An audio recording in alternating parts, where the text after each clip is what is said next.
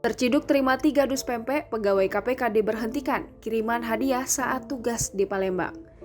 Seorang pengawal tahanan Komisi Pemberantasan Korupsi berinisial TK telah diberhentikan Dewan Pengawas karena melanggar kode etik dengan menerima uang sebanyak Rp300.000 dari mantan Menteri Pemuda dan Olahraga Imam Nahrawi. Selain menerima uang, TK juga kedapatan menerima bingkisan kuliner berupa 3 dus pempek sewaktu bertugas di Palembang, Sumatera Selatan. Pempek didapat TK dari terpidana Robi Oktavah Levi. Dari Robi, TK tak hanya menerima 3 dus pempek, TK juga meminjam uang sebanyak Rp800.000. PLT juru bicara penindakan KPK Ali Fikri menambahkan, TK juga kedapatan memberikan nomor kontak telepon kepada salah seorang tahanan.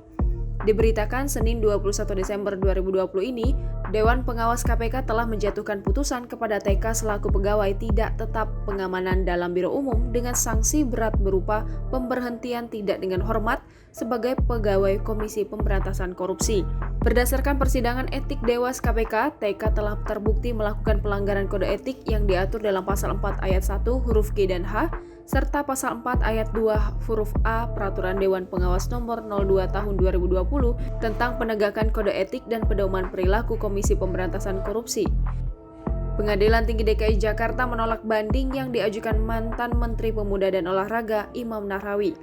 Alhasil, putusan banding PT DKI Jakarta menguatkan putusan Pengadilan Tipikor Jakarta yang menjatuhkan vonis 7 tahun bui bagi Imam dalam kasus suap pengurusan proposal dana hibah KONI dan gratifikasi dari sejumlah pihak.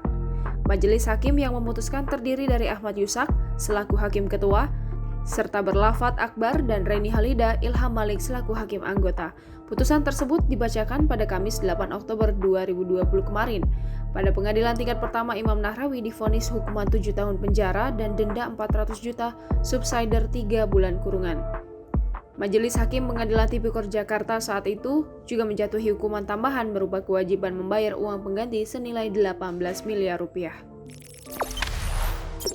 Jangan lupa subscribe, share, komen, dan like ya!